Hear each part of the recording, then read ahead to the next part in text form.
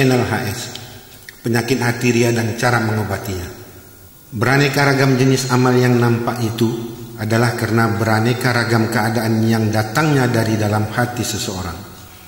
Beraneka ragam amal yang nampak itu merupakan kerangka yang tegak, sedang ruhnya adalah wujudnya rahasia ikhlas yang ada di dalamnya. Assalamualaikum warahmatullahi wabarakatuh. Kita umat manusia sebagai makhluk dan ciptaan Allah selalu mengharapkan serta memohon agar memperoleh perlindungan, keselamatan, kesehatan, kesenangan, ketenangan dan ketentraman hati serta kedamaian hidup kita darinya selama hayat di kandung badan. Semua yang kita mohon dan minta melalui doa dengan segala amal ibadah yang kita lakukan pasti diberinya dan kita dapatkan, baik kita sadari maupun tidak kita sadari, cepat atau lambat, sekarang ketika hidup atau nanti di akhirat. Rasakan dan pikirkanlah betapa besar kasih sayang dan rahmat serta karunia Allah kepada kita manusia. Akan tetapi pernahkah kita ingat tentang suatu hal yang dititipkannya sebelum kita dilahirkan ke dunia ini? Dan perbuatan atau ibadah apakah yang telah kita lakukan sesuai keinginan dan yang disukainya? Hanya itulah yang Dia minta dan merupakan hak serta miliknya, untuk kemudian wajib kita kembalikan pada masanya, sebagaimana kondisi dan keadaan ketika Allah menitipkan di dalam tubuh semua manusia yang diciptakannya. Itulah ruh yang bersih dan suci. Sekarang mari kita periksa dan balik bertanya pada diri kita ini masing-masing. Apakah kita sudah mengingatnya dalam setiap detik, setiap waktu dan membersihkan hati dalam segala aktivitas? Apakah kita sudah siap untuk mengembalikan ruh yang bersih dan suci yang dititipkan pada waktunya nanti, ketika kita sudah kembali ke pangkuannya sebagai amanah dan pertanggungjawaban kita? Anda jawablah sendiri. Penyakit hati ria. Semua ibadah, amal baik serta segala sesuatu perbuatan yang baik maupun yang buruk atau jahat yang dilakukan oleh setiap manusia pasti didahului dengan niat. Tanpa adanya niat yang timbul dari dalam hatinya seseorang, tidaklah mungkin seseorang itu akan melakukan sesuatu perbuatan. Dengan kata lain, tidak akan ada perbuatan tanpa niat, dan adalah mustahil tanpa niat seseorang melakukan sesuatu perbuatan. Berkenaan dengan hal itu, maka segala ibadah, amal dan perbuatan baik yang dilakukan oleh setiap manusia yang bersangkutan adalah sebatas dalam pandangan atau penglihatan nyata oleh manusia lainnya, atau yang disebut hubungan antara manusia dengan manusia, hablum minan nas, dan Allah mengetahui. Sedangkan ruh manusia yang berada di dalam rongga dadanya atau hati dan asal sumbernya niat dalam konteks ibadah, amal dan perbuatan apapun dari manusia itu adalah merupakan suatu hubungan antara manusia dengan Tuhannya, hablum minallah. Sehingga dalam hal ini, masalah hati, tidak pernah ada seseorang pun yang mengetahuinya, kecuali hanya Allah subhanahu wa ta'ala saja yang mengetahui.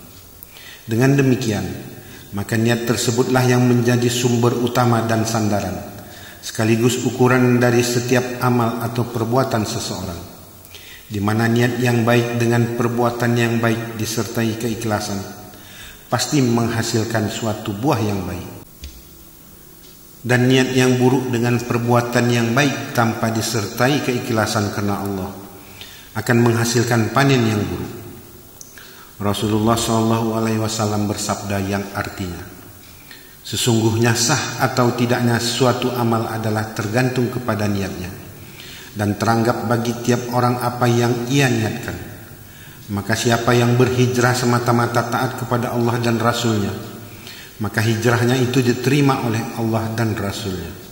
Dan siapa yang hijrah karena mencari keuntungan dunia yang dicarinya, atau karena wanita yang akan dikawin, maka hijrahnya akan terhenti pada apa yang ia niatkan kepadanya. Hadis riwayat Bukhari dan Muslim.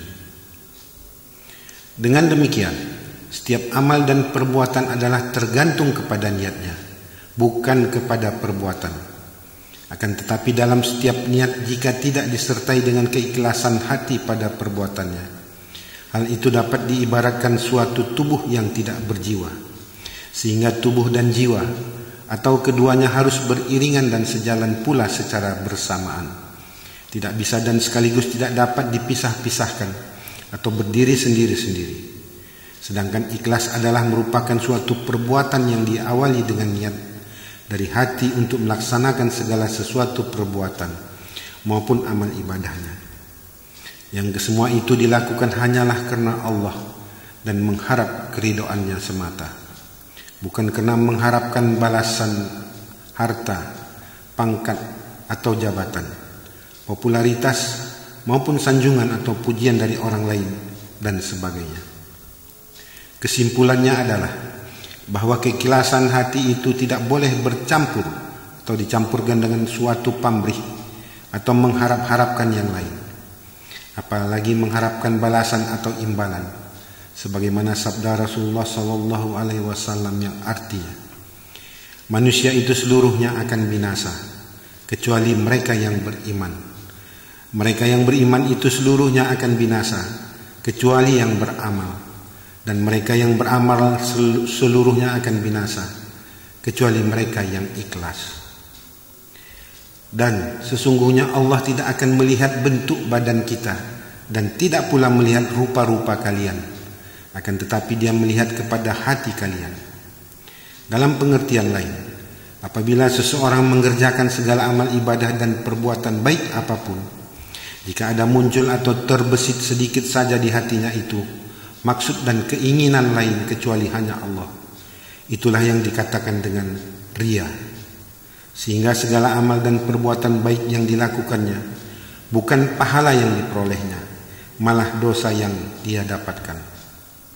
Dan meskipun sifat riyanya tersebut hanya ada sedikit saja, sudah dapat menjerumuskan seseorang ke dalam dosa syirik. Hal itu telah bersesuaian dengan sabda Rasulullah SAW yang diriwayatkan oleh Mu'az bin Jabal. Sedangkan dalam riwayat lainnya dinyatakan bahwa riya itu ibarat api dalam sekam, yang sedikit demi sedikit ia membakar dan menghanguskan amal perbuatan yang telah kita kerjakan. Dalam Al-Quran Allah telah berfirman yang artinya, dan sesungguhnya kami telah mengulang-ulangi bagi manusia dalam Al-Quran ini bermacam-macam perumpamaan, dan manusia adalah makhluk yang paling banyak membantah. Quran Surat Al-Kahfi 54. Selain ketentuan dan kriteria yang telah diuraikan tersebut di atas, orang-orang yang menyimpan penyakit hati riya adalah termasuk juga suka dan sering pamer dengan menceritakan sesuatu diiringi rasa senang hati dan bangganya, sembari menunjukkan sesuatu benda atau barang. Suka bercerita perihal kelebihan, kehebatan dan keunggulan serta keistimewaan anaknya, keluarga atau saudaranya yang lain karena pejabat, berpangkat, dihormati, disegani atau kaya raya dan sebagainya. Dalam sikap atau perilaku lainnya, dia rajin pergi ke masjid atau suka membawa tasbih agar dia bisa selalu teringat kepada Allah untuk berzikir melalui tasbihnya. Sehingga kemanapun dia pergi tasbihnya itu tak pernah lepas.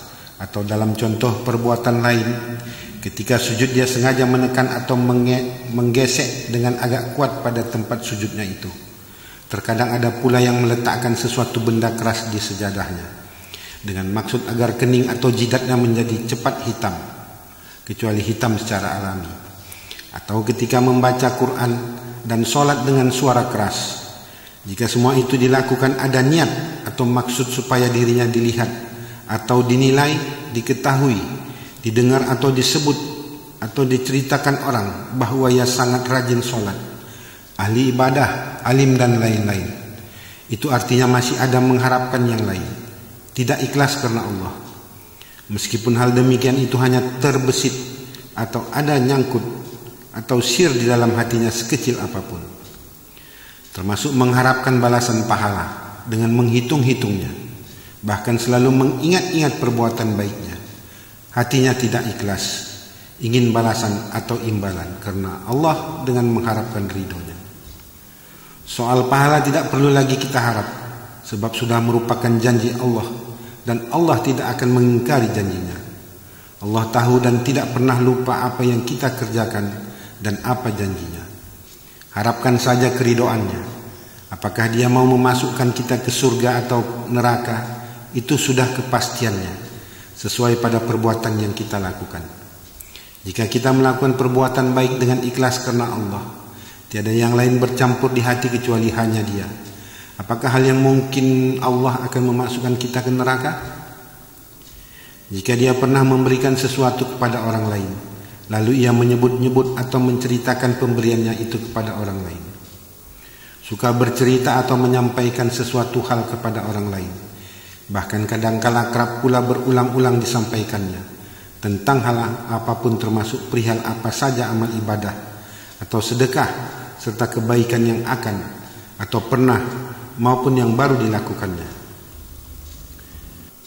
Kesimpulannya dari hal di atas adalah apa-apa saja ibadah, sholat, puasa, haji, baca Quran, Yasin, dan lain-lain, dan amal bersedekah, memberi makan anak yatim, atau membantu panti asuhan atau orang lain, berinfak dan lain-lain, serta kebaikan, suka membantu, menolong orang lain, rajin dan sebagainya, namun kemudian menyampaikan bagaimana baiknya perbuatannya, benda miliknya atau status, kedudukan, keberadaan, keadaan dirinya sendiri, anak, saudara, atau kerabat lain, yang akan atau pernah atau baru saja dilakukan, jangan ada nyangkut niat yang lain.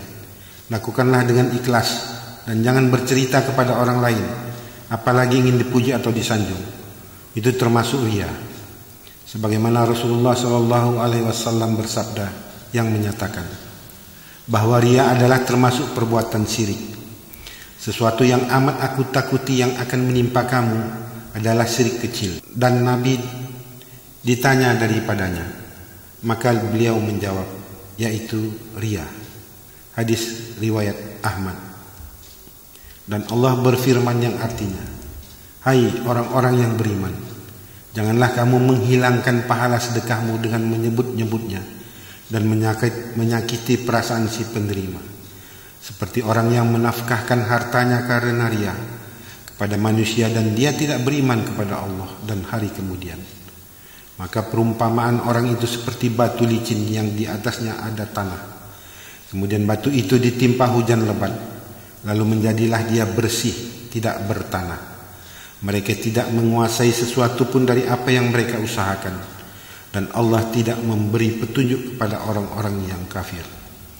Quran Surat Al-Baqarah ayat 264. Adapun tentang penyakit hati dalam diri manusia itu sudah banyak dan cukup jelas serta sangat terang diuraikan di dalam Al-Quran.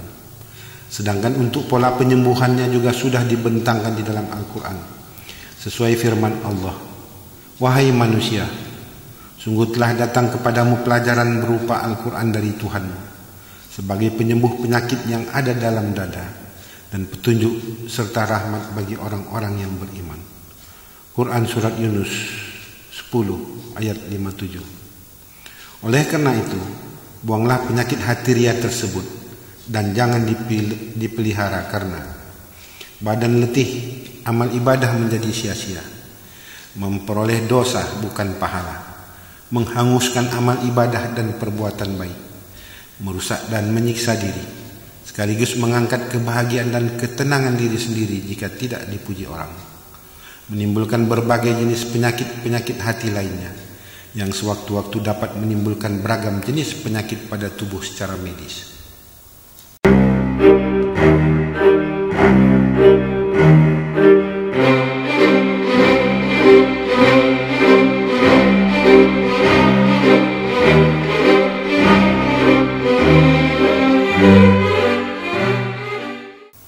Cara mengobatinya.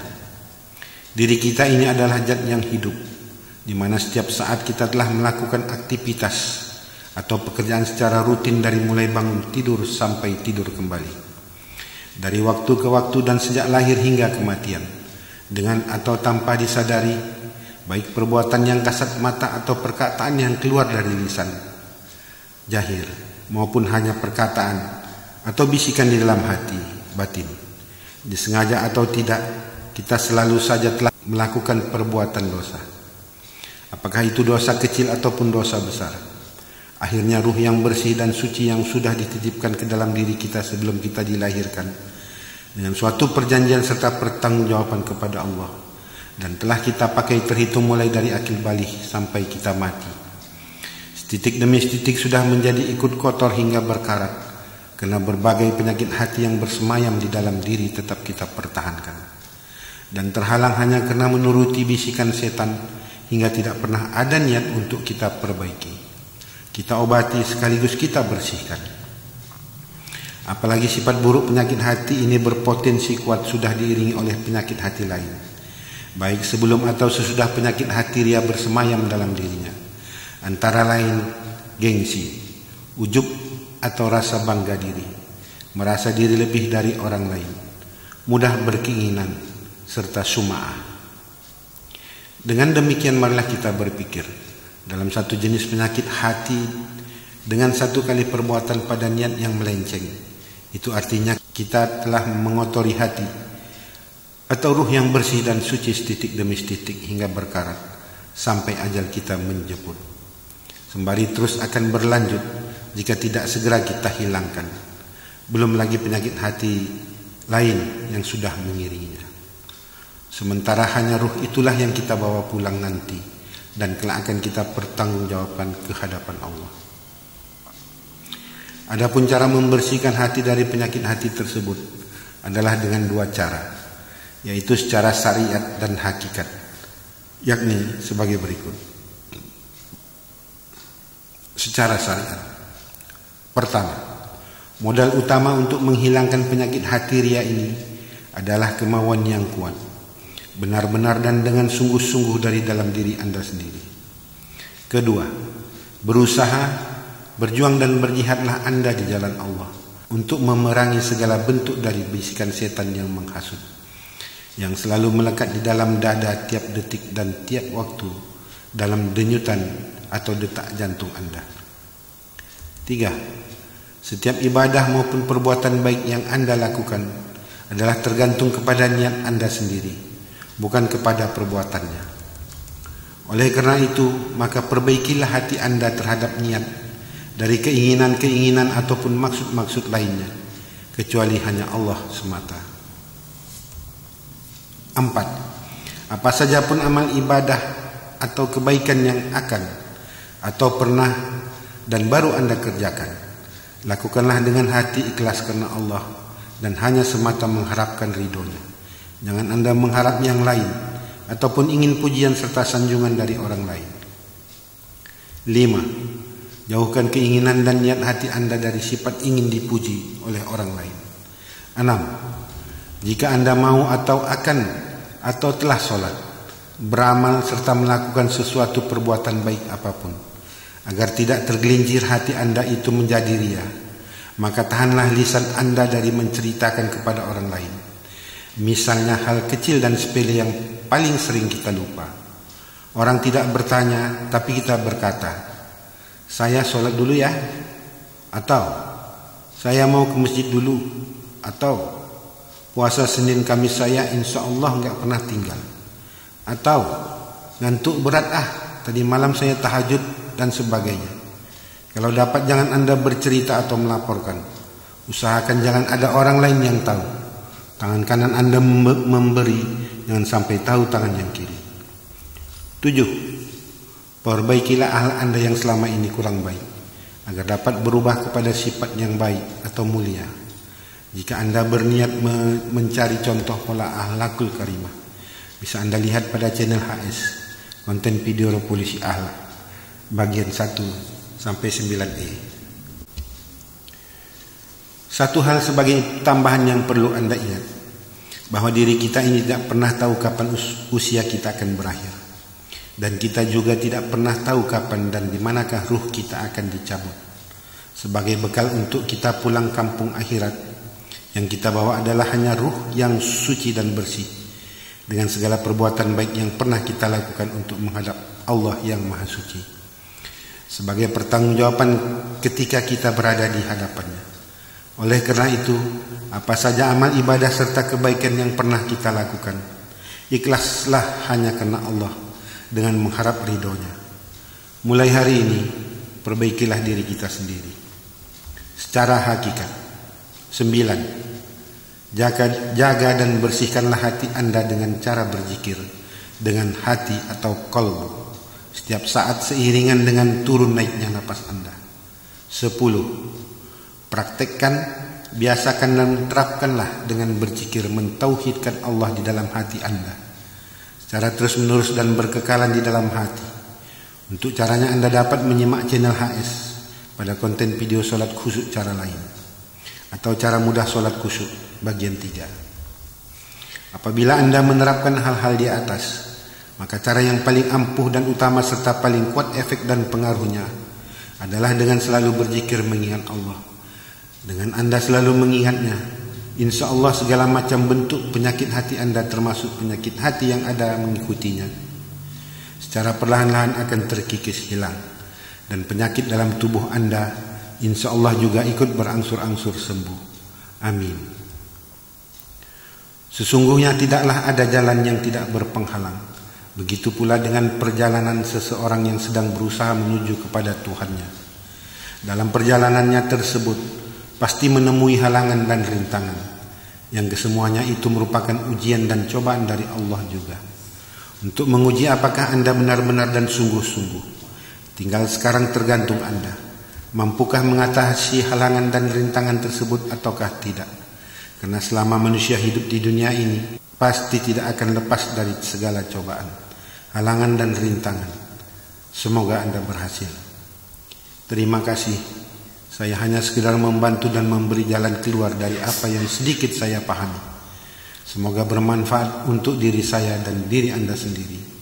Semoga kasih sayang dan rahmat serta karunia Allah Anda peroleh dengan perjuangan, usaha, dan doa Anda sendiri. Amin.